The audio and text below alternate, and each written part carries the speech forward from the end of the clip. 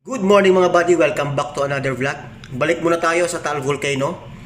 Nung isang araw nga ay nag-announce na ang PHIVOLCS na alert level 3 na from alert level 4. At pinabalik na yung mga ibang mga evacuees sa kanilang mga bayan. Mapera lang doon sa dalawang lugar, ang Laurel at saka ang Agoncillo. So kaya ako binalikan itong topic natin sa Taal Volcano dahil kaninang umaga may nag-send sa akin na isang concerned netizen ng video ni Resi Encarnacion na kung saan ito ay kuha kaninang umaga or mga tanghali sa Laurel, Batangas. At makikita dito sa video na ipapakita ko sa inyo na sinasabi nung kumukuha ng video nga na kumukulo yung tubig tapos parang may gumuguho daw. So sabi ko, ano kaya ang nito? Ano kaya ang sinyalis na nangyayari na naman na ganito na kumukulo yung tubig? At after siguro ng mga 1 hour, naka-receive uli ako ng message dito nga sa concerned netizen na may direct contact pala siya kay Miss May Hardelesa. So nag-message tong si Miss May Hardelesa dito sa concerned netizen na pinasasabi ni May sa akin yung analysis niya. So sinabi din ni May na panoodin ko daw yung ini-upload ko na video niya doon sa tungkol nga doon sa Taal na kung saan ay dinrawing niya yung Taal Volcano, pati yung lake at saka yung mga lugar doon sa palibot at yung sinasabi niya na horse and graven. So, binalikan ko ngayon at panoodin nyo itong video na to na kung saan nga ay ipinapaliwanag ni May ang nangyayari ngayon na pagkulo ng tubig dito sa may Agoncillo. Okay? Eyes in the sky, gazing far into the night. I raise my hand to the fire, but it's no use, 'cause you can't stop it from shining through. It's true, baby, let the light shine through. If you believe it's true, baby, won't you let Okay mga buddy, welcome back again. Panoodin natin yung video na in-upload ni Renzi Encarnacion na ipinadala nga sa akin ng ating isang kaibigan. At pagkatapos ng video na to, ay panoodin naman natin yung video na in-upload ko na ipinapaliwanag na ni May Hardelesa yung tungkol doon sa horse and graven na tinatawag. So isang term yan ng mga volcanologist. At mapapansin ninyo, dun sa guhit na mga ginagawa niya, pababa, ay nandoon mismo yung Laurel, Batangas, na kung saan nga ay naganap itong pagkulo ng tubig nito lang January 28. So lahat na sinasabi ko dito ay base sa analysis ni May. Kaya bilang isang kaibigan niya ay gusto ko lang iparating sa inyo upang sa ganun ay mas malinawan kayo kung ano ba nangyayari dyan sa Laurel, Batangas, kung bakit kumukulo ang tubig. Ba't kayo nagpapalay kung gulang? Oo nga. Don't panic. Nangangat talaga kamay ko. Lang. Gulang ba talaga yan? Tingnan niyo naman ang kulo ng tubig. At hindi nakita mo kanina yung pulo, no? Oo, no. What happened? Lala. At ito naman ang paliwanag ni May. Ibig sabihin po yan, nasaan yung water na punta. Ang nakita ko po kasi yung area na ito naman ay lower. So, yung observation ko, yung water dito ay napunta dito kasi mas lumalim dapat dito. Pero wala pa pong data kasi ang nakikita ko lang is yung solid rock foundation ng ng crater ay bumaba dito. So, although wala pang pagsusukat ng water level dito, kung lahat ba ng water na nawawala dito ay napunta dito. Kasi kung hindi, kailangan hanapin saan siya napunta. Pumasok ba sa ilalim ng yung tubig? Kasi if that is the case, may consequences po yan kasi kapag nainit yan sa ilalim, magiging gas po ulit yun na siyang ikaka-problema po ulit natin kasi ma-pressurize na naman yung ilalim ng volcano. Ano? So, yan. So, ang i-explain ko ngayon ay umpisahan ko po doon sa cracks. Ano ba ang nangyayari? Yan po yung line of propagation ng ng main fault. Yung nangyayari ay nagkakaroon ng pagbibitak, no? Nagpo-propagate din yung bitak, ganyan. At meron ibang propagation pag ano. Yan. Ang tawag po sa nakikita nyo ay horst and graben. Ibig sabihin, nagkaroon ng mataas, nagkaroon ng pababa, tapos yung kasunod niyan mataas ulit, tapos ang kasunod niya nababa. Okay? I-explain ko what is horst and graben. So yung lupang nakikita nyo ay itong layer na to, uplifted po siya. Yan po yung tinatawag naming horst. Tapos, itong kasunod niya na layer,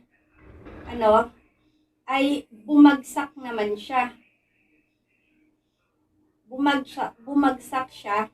Ito po yung subside. Nag-subside siya. Ito po yung graben.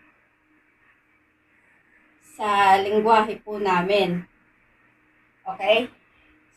Tapos, ang kasunod po ulit niya, mataas po ulit, uplift ulit.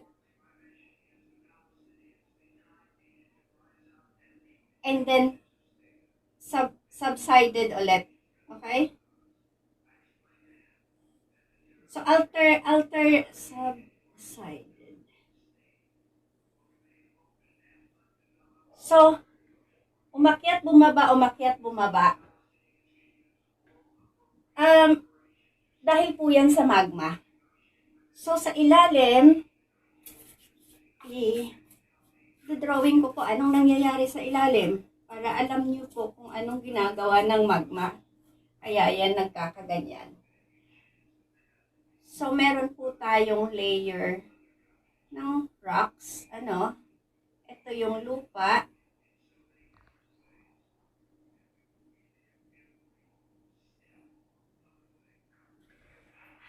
Yung magma po, umaakyat.